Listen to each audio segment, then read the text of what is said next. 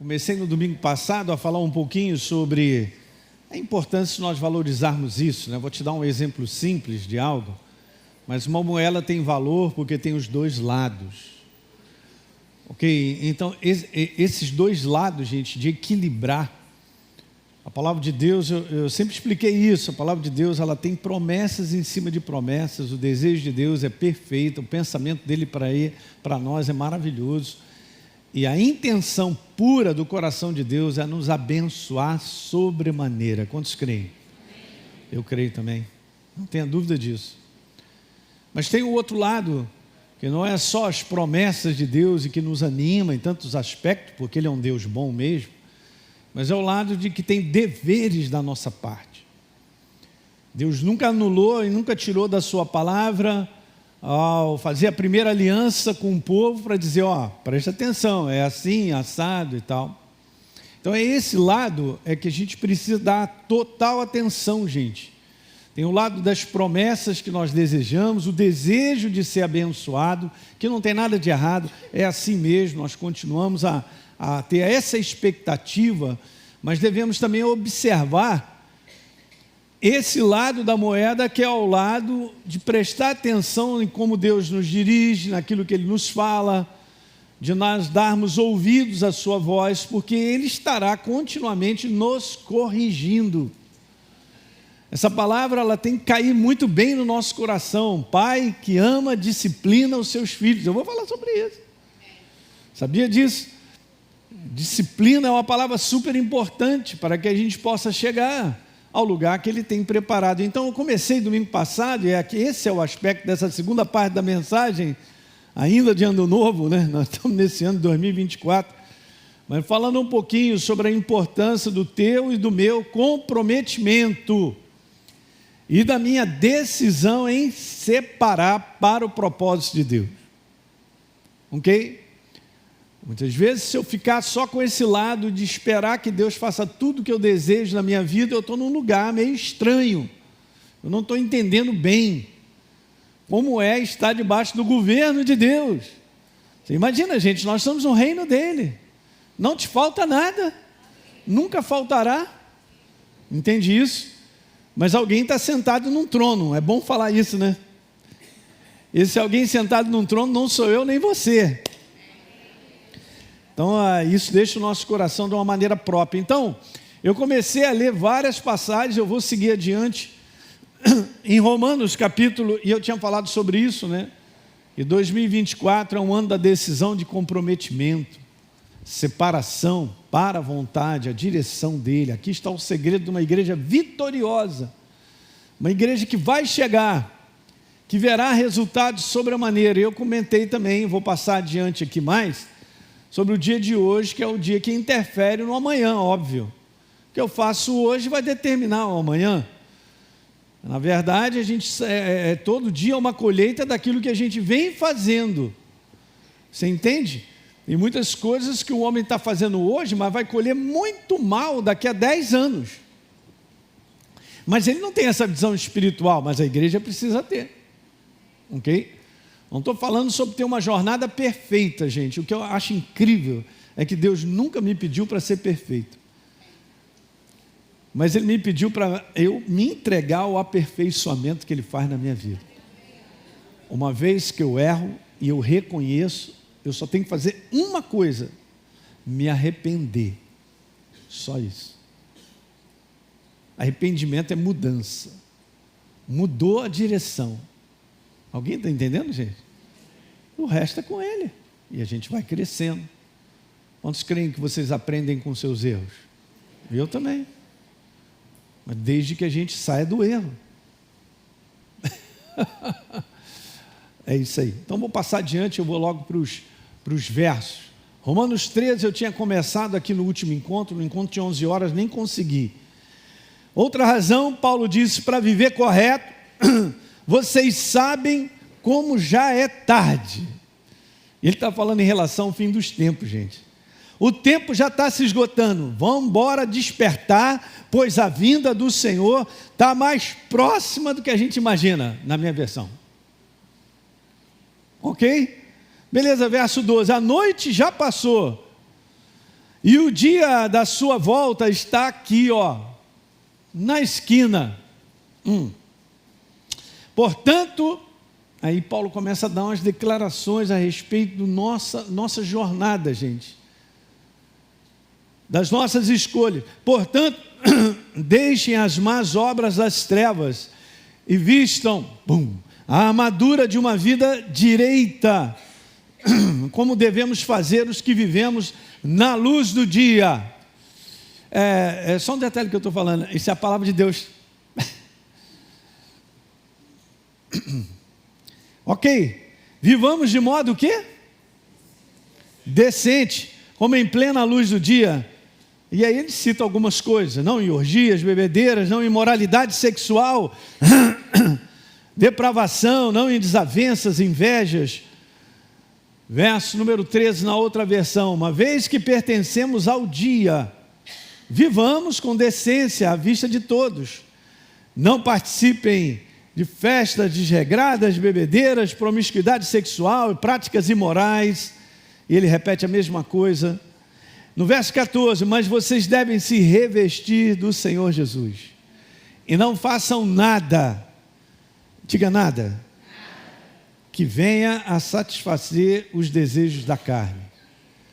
Os desejos da carne são as concupiscências, essa é uma melhor palavra, porque é um desejo que tem uma malignidade, tem prejuízos nisso aí.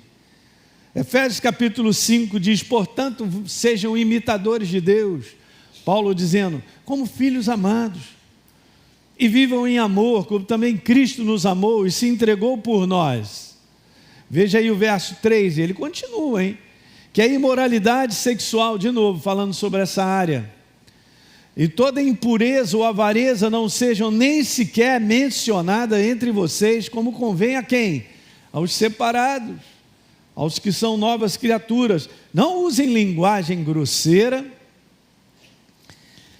palavras obscenas, não digam coisas tolas nem indecentes. Isso não convém, pelo contrário, digam palavras de ações de graça. E continuando, ele manda ver, 5, fiquem sabendo de uma coisa, é o Espírito Santo falando conosco: nenhuma pessoa, de novo, sexualmente imoral, impura ou avarenta, porque a avareza é idolatria, tem herança no reino de Cristo e de Deus. Não se deixe enganar, que gostei disso aí, com palavras vazias, porque a ira de Deus vem sobre os filhos da desobediência por causa dessas coisas que acabamos de ler. E Paulo disse, portanto, vamos lá, verso 7, não participem daquilo que eles fazem, porque no passado nós éramos trevas, mas agora somos luz. Então, é imperativo isso aqui. Elinho, viva como filho da luz. Não te chamei para ser perfeito, mas tem um caminho. Você se entrega ao meu aperfeiçoamento e você viverá como filho da luz. Tem coisas, gente, eu quero falar para você que literalmente você vai crescendo, você vai vendo que aquela coisa do passado não faz parte mais da tua vida. Seus hábitos mudam, sua maneira de falar muda, seu comportamento muda. Se verdadeiramente nós estamos andando. Já expliquei dezenas de vezes, é sempre bom. Você e eu, nós não mudamos a nós mesmos. Mas a partir do momento que eu pressiono para caminhar com Deus e andar com Ele, Ele me transforma. Lembra do exemplo que eu sempre gosto, da fogueira acesa? Quanto mais você chega perto da fogueira, mais você recebe os efeitos da fogueira no teu corpo, na tua vida. E eu não fiz nada por isso. Eu vou chegando pertinho da fogueira, eu vou virar uma caveira e eu não fiz nada por isso. Quem fez foi a operação do fogo na minha vida. É assim que Deus faz na tua e na minha, diga aleluia. Mas não pense que nós não temos que andar dessa maneira, caminhando com Ele, o buscando, porque não tem outra maneira. 1 Pedro, lembra, eu tinha terminado lendo esse verso, porque a ocasião de começar o juízo, e essa palavra é julgamento seguido de condenação ou sentença penal. É começado pela casa de Deus. Ora, se primeiro, meu Deus, olha como está escrito. Ora, se primeiro vem por nós, Qual será o fim daqueles que não obedecem ao Evangelho de Deus? Pastor, é forte, é forte. Graças a Deus que é forte. Porque Deus está bem claro dizendo tudo para a sua igreja, para nós, somos filhos. Se é com dificuldade que o justo é salvo, será que eu li isso mesmo? É isso mesmo. Então é isso aí. Quantos creem que é isso aí? O que está escrito é o que vale, gente. Não, mas eu penso, opa, o que eu estou pensando? É melhor não pensar. Bom, pastor, mas Deus é bom, Ele ama todo mundo. Opa! São só pensamentos nossos, ideias nossas, o que a gente acha, o que a gente pensa, ou de repente ouviu de alguém, não é bem assim. Opa!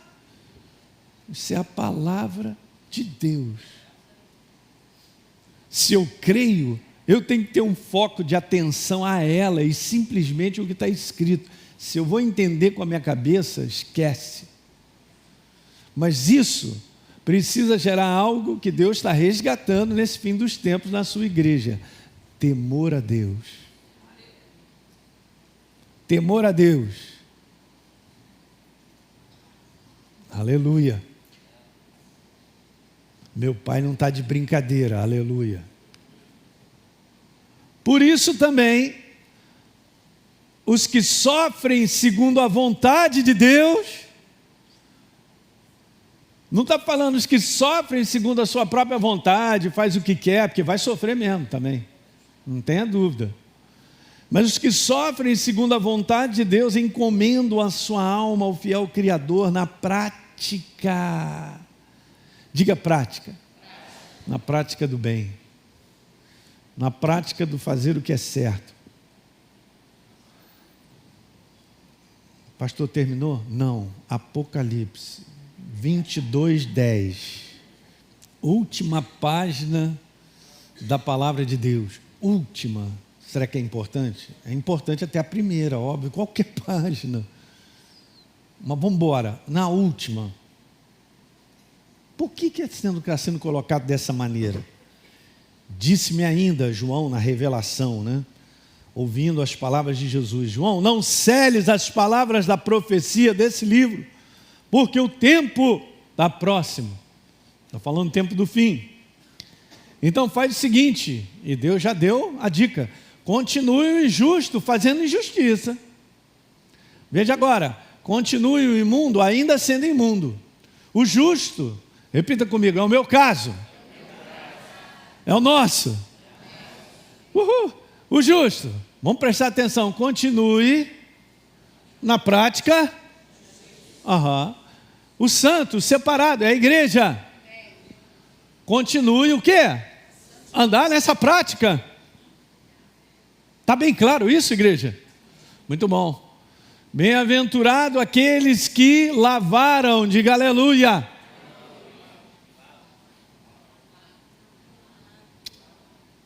Mas naquele dia, pastor, eu entreguei minha vida para Jesus. Naquele dia eu fui lavado. Mas a Bíblia está falando de uma lavagem contínua. Começou naquele dia e continua tomando banho. No primeiro dia que você tomou, saiu da barriga da sua mãe, tomou um banho lá, e depois foi tomando banho todo dia. Espero, né? Até o dia de hoje. Se você não é europeu. Não vou nem falar disso, meu Deus do céu. Ok? Um banhozinho todo dia. Continuem a lavar. Ali fala sobre um ato contínuo, as suas vestes. Com que finalidade? A contínua lavagem. Andar na santificação. Para, qual é a finalidade? Para que eu tenha direito à árvore da vida e entre na cidade pelas portas. É muito importante entender, gente, que nós estamos ainda num processo de estar sendo salvo. Por isso, quando Jesus fala às igrejas da Ásia, ele sempre põe assim: ao vencedor. E a maior parte ele pede arrependimento, que é mudança de comportamento, de prática, de várias coisas. Depois eu vou falar um pouquinho sobre a igreja de Laodiceia. Para que entre na cidade pelas portas. Porque está bem claro, Jesus está quase terminando o capítulo 22, dizendo, olha, fora vão ficar os cães, todas as raças de cães, não, brincadeira, mas o que significa isso na linguagem bíblica? As mentes impuras, imorais. Se as mentes são impuras e são imorais, elas viverão dessa maneira, gente. O que governa o meu comportamento é o que governa a minha maneira de pensar. Diga um amém isso aí nessa manhã. Ok, e diz lá, e os que praticam a feitiçaria, os que cometem, de novo, imoralidades sexuais. A palavra fala sobre um campo bem grande, o sexo livre, o adultério, né?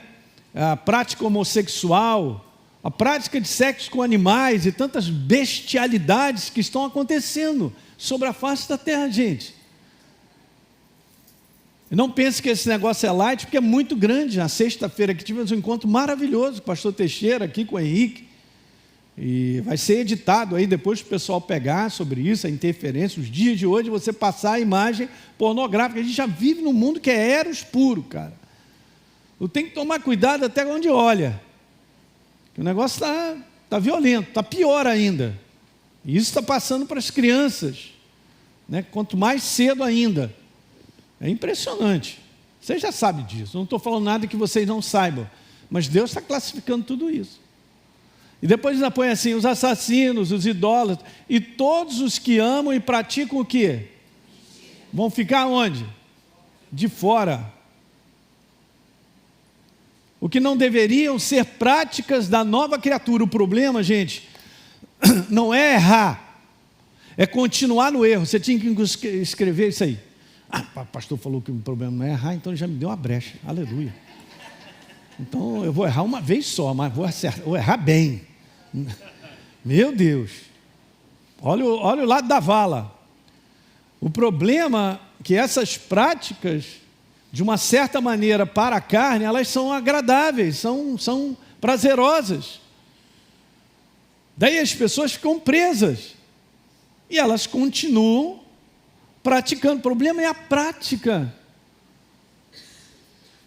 Não é maravilhoso nós entendermos que a gente pode errar, e no momento que a gente sabe que a gente errou, bate aquele arrependimento, a gente chega aos pés de Jesus e Ele me perdoa.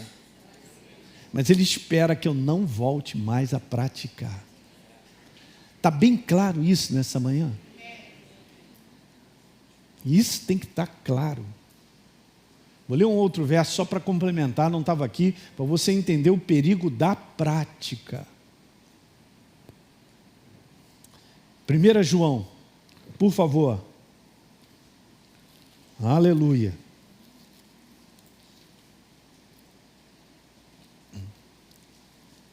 1 João, capítulo 3. Bíblia de papel, canetas nessa manhã, lápis de cor, maravilha.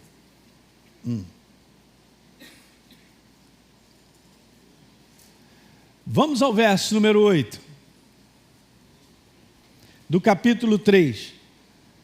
O apóstolo João diz assim, igreja, vocês que me assistem pela internet: aquele que pratica o pecado procede de quem? É ele mesmo. Porque o diabo vive pecando, prática desde o princípio. Para isso se manifestou o Filho de Deus, para destruir o quê? Como é que Deus destrói as obras do diabo? Ele destrói, em primeiro lugar, ele destrói quebrando a natureza do pecado, levando na cruz do Calvário e me dando a natureza dele. Porque se a minha natureza é pecado, o que eu vou sempre praticar? O erro. Assim é o mundo. Não espere que o mundo como sistema viva um sistema de Deus, porque na natureza deles é uma natureza pecadora. É por isso que ele veio, para que eu tenha vida e tenha em abundância. Está claro isso, gente? Uau! A mudança de Jesus não é uma mudança que ele vai fazer por fora. Ele tem que fazer de dentro para fora. Então, uma vez que eu me torno nova criatura, eu não sou escravo mais, por natureza, da prática do pecado. Eu posso vir a errar, a pecar? Posso, mas não sou escravo. E se você anda com Deus e se enche dele, a possibilidade da força do pecado errar, vir sobre a tua vida e você dominar, é alta, cara. Muito bom. Mas a gente sai desse ciclo de ser um pecador por natureza. Não tem como eu ser diferente, porque a minha natureza é pecar, a minha prática é essa. Que alguém diga aleluia. Agora o próximo verso é melhor. Todos são maravilhosos. Todo aquele que é nascido de Deus, acabei de escrever, não vive na prática do pecado. Posso errar? Posso. Mas não é a minha prática mais.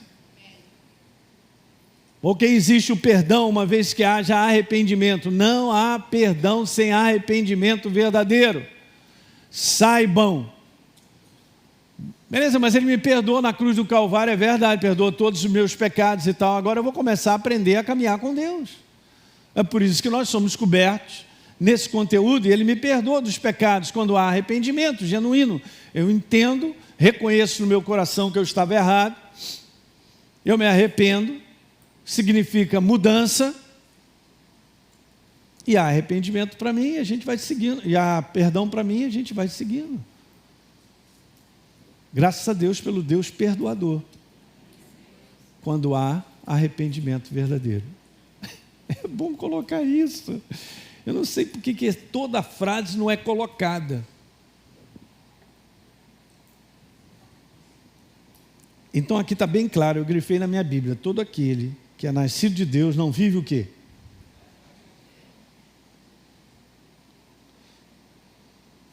Porque o que permanece nele é a divina semente. Ora, esse não pode viver pecando porque é nascido de Deus. Está claro isso? Então ele está falando de prática, o problema é prática. Aqui, terminando, todos que amam e praticam a mentira.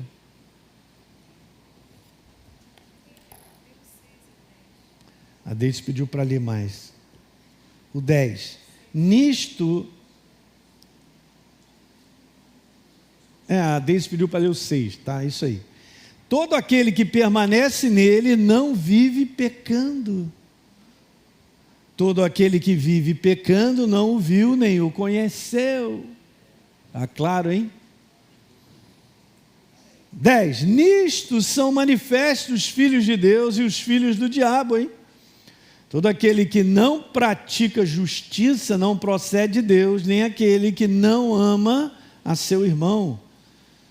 Pastor, isso aqui é aquela faca de fazer churrasco bem afiada que o pastor Luiz tem, cortando e mostrando, está bem claro. Ok, gente? Então, eu queria falar um pouquinho sobre a importância de nós caminharmos na direção que Deus aponta segundo a sua vontade. Dentro desse conteúdo de comprometimento. A necessidade que eu e você temos de ser corrigido por Deus. Eu acho interessante, eu comentei aqui, eu acho que foi domingo passado, né? Quando quando pergunta para aquela igreja, como é que vocês estão? A igreja, não, estamos tudo bem, não precisamos de nada. Aí Jesus dá uma outra descrição. Vocês são cegos, nus, miseráveis, pobres, bota ainda mais, infelizes. Como é que eu vou ouvir isso achando que eu estou muito bem, obrigado? Tem alguma visão que está errada. Então é muito importante nós termos essa panorâmica do céu e deixar que o céu fale ao nosso coração.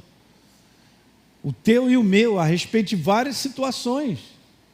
Eu posso não estar enxergando o caminho da correção.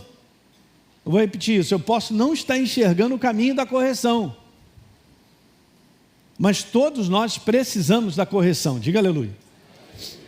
Veja, numa relação, botei aqui, saudável e genuína, é o nosso caso, com o nosso Pai Celestial, e até mesmo de maneira humana, o equilíbrio de educar e corrigir só tem um objetivo: o progresso do seu filho.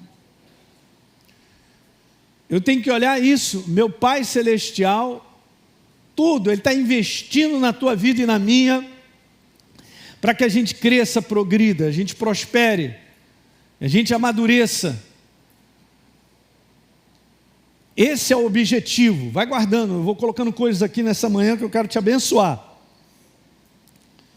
Então vamos lá, eu quero te dizer isso aqui, ó, a pregação da palavra de Deus, através do ensino, ela edifica, porque é importante, não tem como eu aprender se eu não fosse ser ensinado, eu não sou ensinado. Mas a partir do momento que essa é a plataforma base, e é a plataforma, a gente vê pela própria palavra, e Deus desde o Velho Testamento pediu a Moisés e os profetas para ensinarem a palavra, e Jesus fazia isso de maneira contínua, ensinando no decorrer do seu doutrinamento. A correção, o outro lado, que a palavra de Deus promove, na maior parte das vezes, ela nos protege de irmos para a direção errada. Eu sempre falo do elevador. O nosso elevador sobe. É o destino nosso. Diga aleluia. Mãe, que porta interessante. Que interessante, rapaz. Essa pode descer. Estou falando dessa maneira só para você entender, gente. Porque Deus não quer criar em mim, você, medo dele. De forma alguma. Mas nós temos que ter temor a Deus. Porque a sua palavra é bem clara para dizer muitas coisas para nós. Que esse caminho mata e esse caminho te dá a vida. Agora eu ficar achando que só porque eu lá entreguei minha vida para Jesus, está tudo certo, independente do que eu viva, está tudo errado. Não é isso que a palavra explica.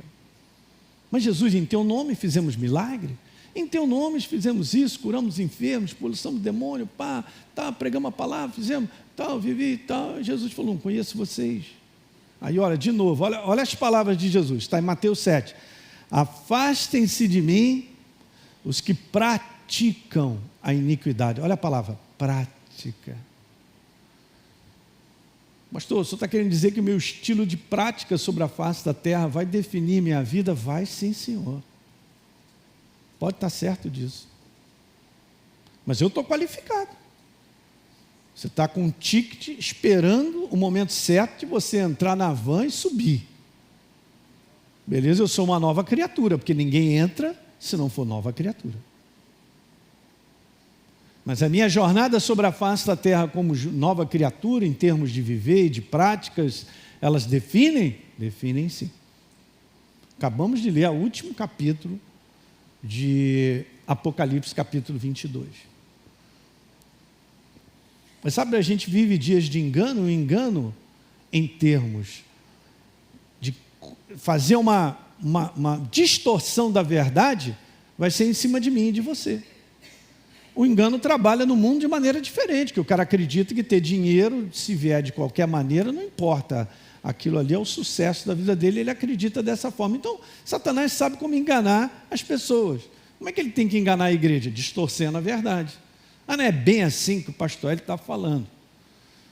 Ele está dizendo aí que, olha só, tua salvação não está tão garantida assim não. Não, mas você recebeu a Jesus como Senhor e Salvador. É bom explicar tudo isso. É bom definir que nós somos dele, e acabamos de ler vários textos dizendo, sejam imitadores de Deus, vocês são filhos da luz, nós não somos filhos da noite, não vivam a prática dos filhos da noite, está escrito lá, alguém leu comigo ou não? Ok, gente, isso é importante, falar é uma jornada, aqueles que sofrem, na carne, por viver a vontade de Deus, está lá, então você está no caminho, eu também. Nós vamos sendo transformados, queridos, graças a Deus,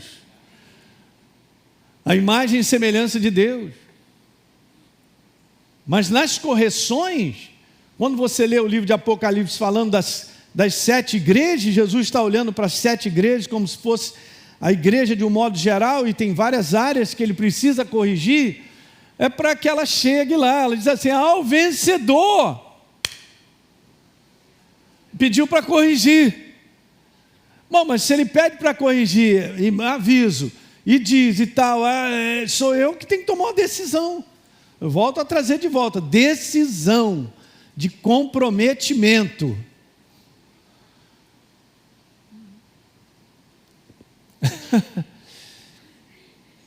Poxa, ninguém dá um amém nessa manhã. Bem que esvaziou, domingo passado estava mais cheio, rapaz.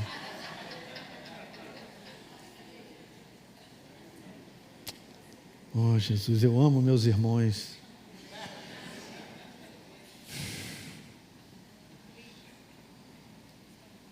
Quer vir pegar o microfone comigo? Compartilhar lá.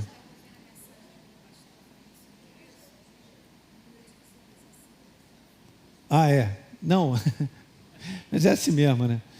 A Deise está falando sobre essa questão, né? Um pastor que eu assisto, muito legal. E, obviamente a pessoa é séria, tem um temor e compartilha muita coisa que, cara, a igreja tinha que ouvir. Número de visualizações. Não tem interesse, né? Mas botou 3 minutos o Neymar para dar uma entrevista, 10 milhões de visualizações.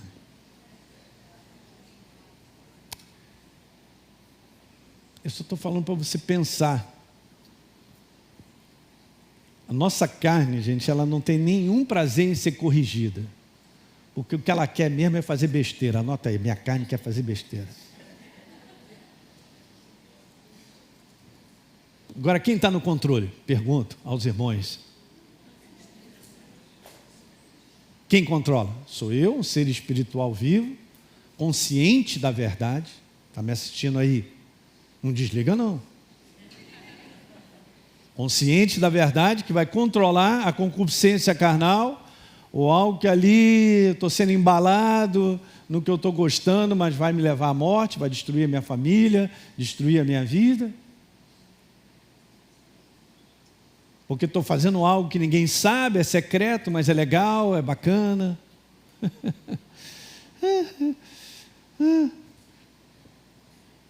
É bom falar, né?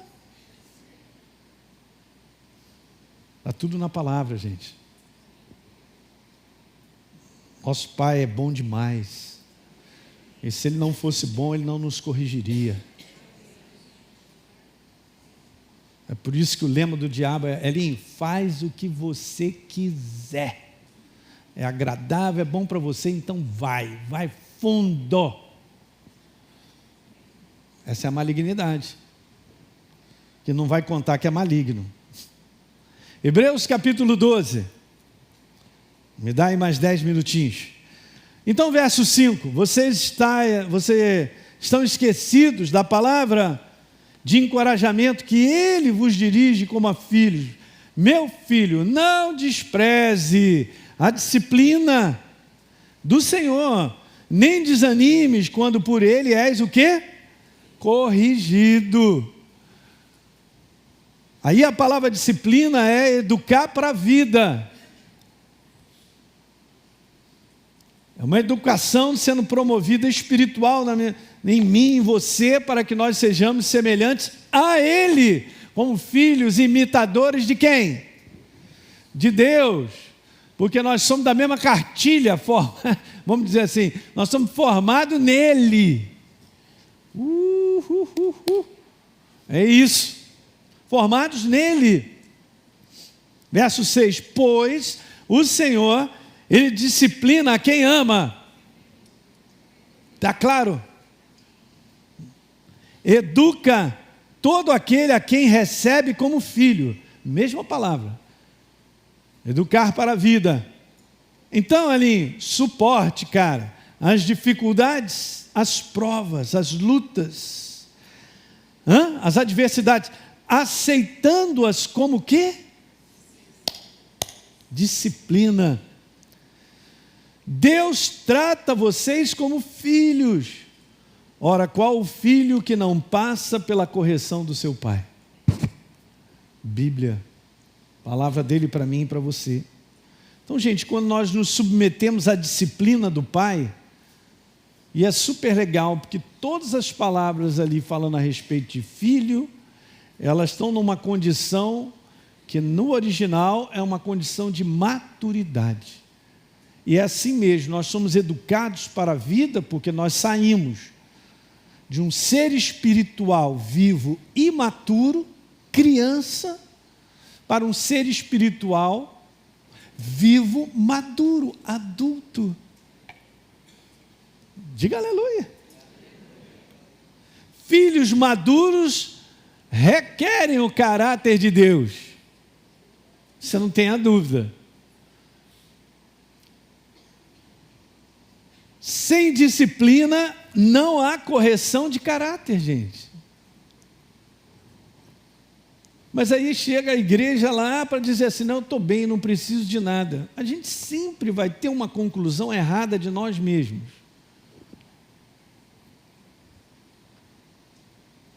Nós somos gerados como filhos pela fé, mas só crescemos a estatura de filhos maduros pela o quê? Pela obediência. Uma boa frase para a gente poder lembrar. Esse é o caminho. É o caminho do crescimento, de caminhar com Deus. Então, vou voltar lá para o 11, não sei se eu li, eu estou lendo outro. Toda disciplina, não, é um outro verso, está tudo lá no capítulo 12, né, de Hebreus. Toda disciplina, que é aquilo que a gente já falou lá, ó, educar para a vida. Com efeito, no momento, não parece ser motivo de alegria.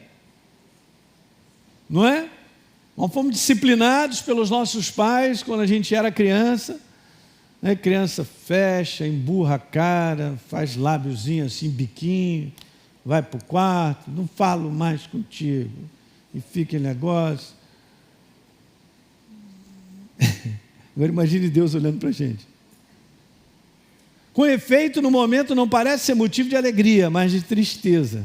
Depois, entretanto, produz fruto pacífico aos que têm sido por ela exercitados, fruto de justiça. Um estilo de vida conforme a verdade. Provérbios capítulo 3, verso 11. Meu filho, não rejeite a disciplina, a correção, a instrução do Senhor, nem se aborreça com a sua repreensão. Verso 12. Porque o Senhor, Ele repreende, Ele disciplina, Ele corrige a quem ama, assim como um pai repreende o filho a quem quer bem.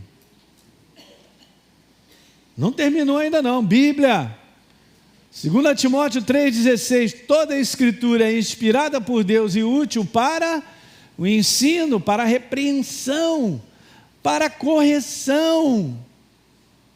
Olha só. E para a instrução, por incrível que pareça, essa palavra é disciplina, é a mesma palavra do original lá de Hebreus. Educar para a vida. Agora o verso 17, com que finalidade tudo isso? Para que o homem de Deus seja apto e plenamente preparado para toda boa obra. É a baita da construção de Deus sobre a nossa vida. Então eu queria, falando sobre a questão de decisão em comprometer, antes, dando esse toque, eu não posso confundir ser advertido ou corrigido como uma palavra legalista, cara. Nós temos que aprender, gente, a andar sempre descortinado e permitir que o Espírito Santo nos fale tudo que é necessário falar, para que a gente chegue lá. Eu quero completar uma carreira, não sou perfeito, ninguém aqui é perfeito, não sou pastor perfeito, cada um tem as suas falhas, tem os seus jeitos, mas Deus vem aperfeiçoando a cada um de nós. Eu estava conversando com os pastores, graças a Deus que eu não troco meus dias de hoje por 10, 15 anos atrás. Mesmo que eu fosse adulto do ponto de vista humano. Porque a gente vai crescendo, a gente vai tendo experiências e coisas que vai aperfeiçoando a gente a sermos pessoas melhores.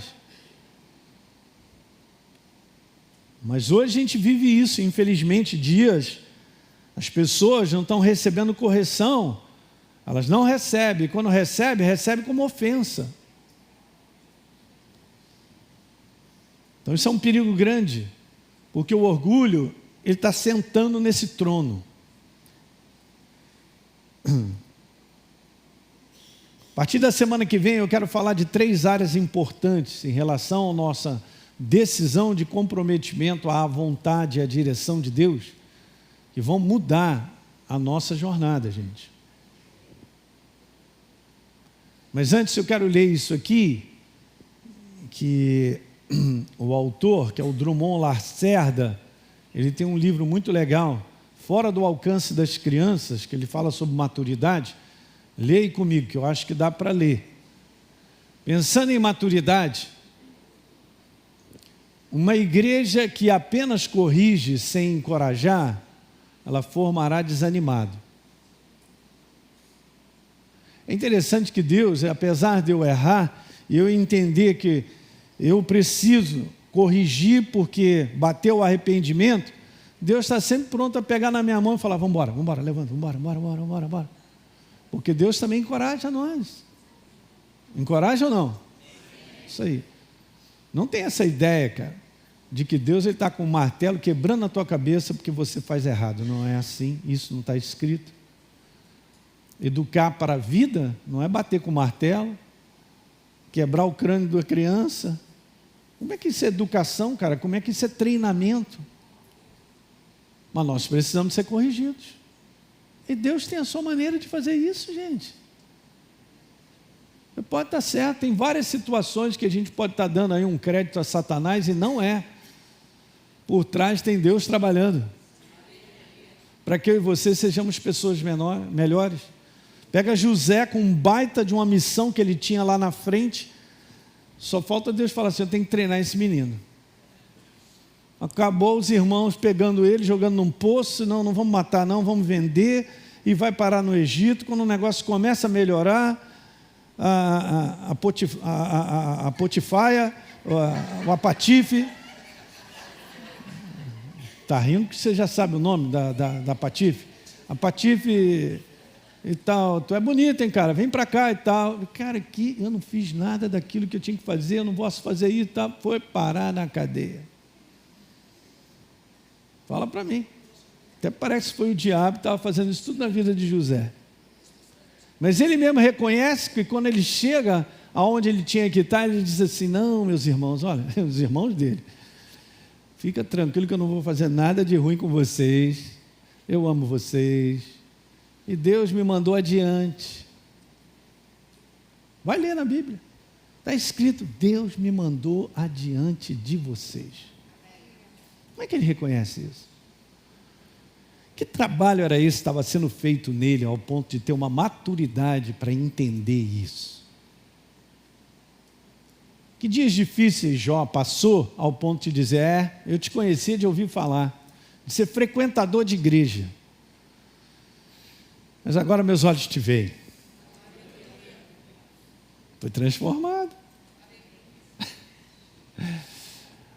Então, para terminar, pensando em maturidade, uma igreja que apenas corrige, sem encorajar, vai formar desanimado.